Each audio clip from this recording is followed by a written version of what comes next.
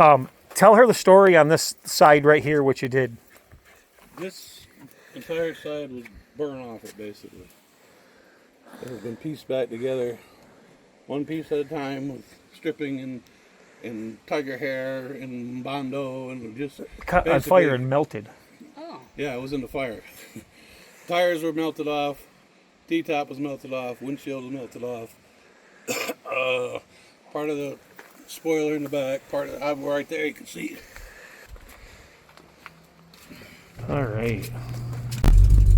Thanks, Dad. I'll see you in a little bit.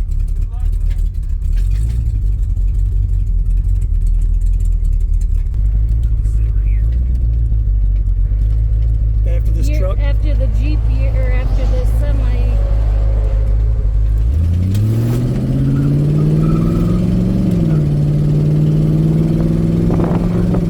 Like things were making nests, but the car runs really good. But we do have a manifold leak here, so we're gonna have to replace those gaskets. And honestly, it doesn't look like it's gonna be too difficult to replace them. I say that. We're gonna spray some penetrating oil on it right now and let it sit.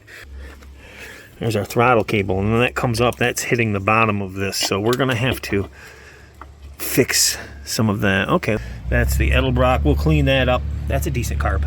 Heat too. It was running very warm, so gotta make a list because I need to put on we definitely need to check that thermostat. So let's throw a new thermostat in it right away. We're gonna do the best we can with what we have to work with. Brand new shiny chrome valve covers. We gotta get this carburetor cleaned up because it's really dirty. Well, one can of carb cleaner down, and I'd say that is just a touch better than it was. Let's start getting the valve covers on here, and then we'll start tinkering around a little more, getting this running good, and we will detail later on as we go. But we're gonna have to change a lot of these hoses out too later on. But hey, we're off to a good start. 3 of the 4 spark plugs were blowing compression by because they were not tight. We're gonna drain that oil.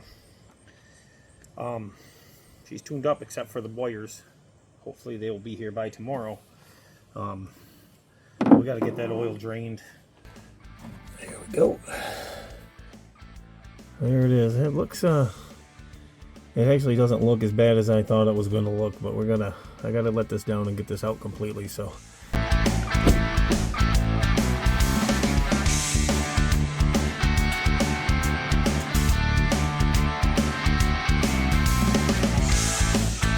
oil drain plug. Then we got to install the battery and take it over.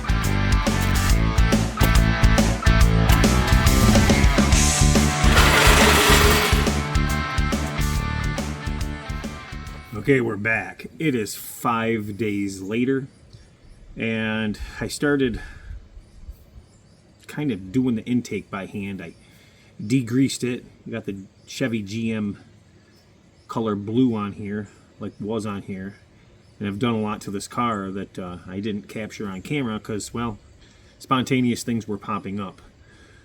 We figured out the issue with the overcharging on the alternator, and that was the alternator itself, and that's because the bearings in the water pump were shot and weren't spinning, so the pulley system was just going back and forth, causing overcharge, undercharge, overcharge, undercharge. Bearings were shot in the alternator also, so we did a new water pump, a brand new alternator. We now have the Edelbrock valve covers on here. We have a Holley air cleaner on here. I have adjusted the carburetor. I have flushed the coolant. We've got a fresh coolant and a proper radiator cap on here. We have a coolant temp sensor. I haven't tested anything yet, so bringing you guys along for the ride. Coolant temp sensor is in. Detailing under here, I've done a lot. I've painted the manifolds, I've painted the intake, the front of the motor. No, the motor hasn't been pulled out to done. It's all pretty much done by hand, and it's not the prettiest thing in the world, but as you guys remember, it was filthy. And most of these parts throughout, well, this car's life is going to be changed. So as we go and upgrade it, we'll get new parts. And as we can get to things and they're accessible, then we'll replace them. Everything will be shiny and new. Probably do a radiator soon anyhow. Nothing wrong with this one that I can tell, but it's ugly.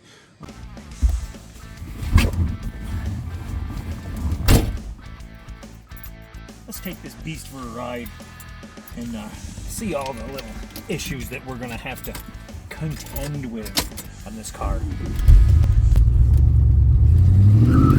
Oh, she chirps the tires quite easily now. We'll start out in first and see how it goes. Okay. There we go. Running really good. Temperature gauge is functioning now. Looks like the fuel gauge is functioning now. It wasn't before, and our oil pressure is functioning, so we're good there. We're gonna run and get some gas. We're running cool now.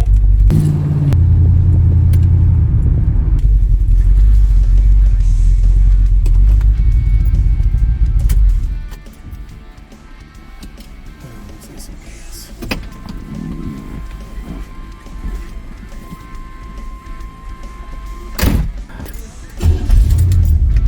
Right off first pop though. Now we got gas in it. I'm pretty sure the float needs to be worked back and forth because this car is sat for the fuel because it hasn't went up. Temperature gauge is good. I think that fuel right there is going to give us a lot better of a I think it needs good fuel. Pretty good right now. Come on, car.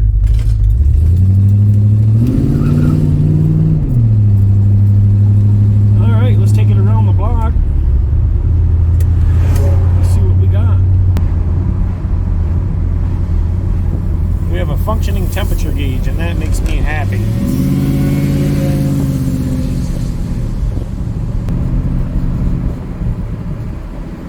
We got something going on. I can feel it.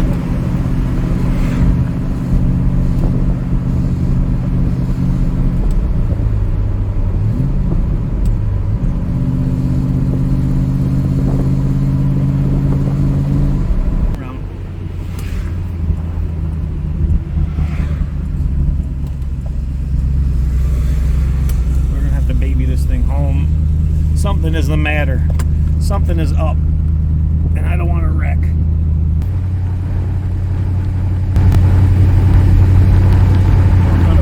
Where's my 4-ways on this thing right here?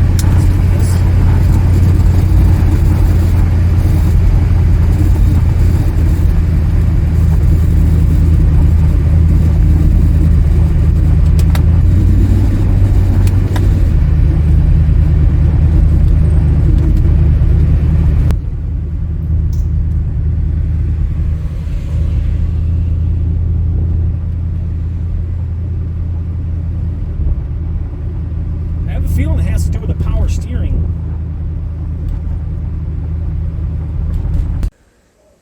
So this old girl.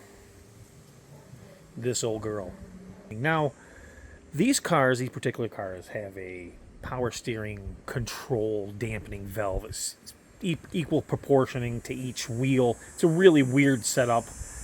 I really don't agree with the setup that they use on these, but that's what they did. And I have a feeling that's the problem.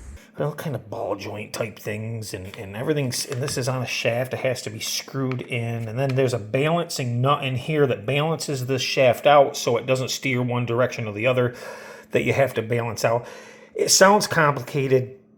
It's really not complicated, but it sounds complicated. But at the same time, they did overcomplicate the steering on these cars. And of course, we got all the new hoses and everything with this. So hopefully this is the problem. One going to the power steering pump, that's a feed, one's a return, and we're good to go. Let's get moving on this one. These aren't tight yet, but just so you know, top one on the piston goes to the bottom of the valve, and the bottom one on the piston goes to the top of the valve. So it's gonna be a crisscross like that. There you go. Let's get the rest back together. But we can do it. There we go. there's our backing plate. And what we want to do is put our screws right back in there. All right, we get inside here, and I cleaned up all the door panels and all the things that I could and degreased them. I think they look a lot better, as you can tell. We'll start putting this car back together, give you an idea what it looks like, shampooed, and everything cleaned up decently. Keep in mind, this is a 79 Corvette that sat where it was kind of abused, and we're still not there yet. We're going to take this car to perfection, but hey, it looks good for now. So what I really should be doing is mowing my grass, but no. What we're going to do is start the body work on this thing. I've already had a little bit on the front, started scraping. We got to scrape this car with one of these.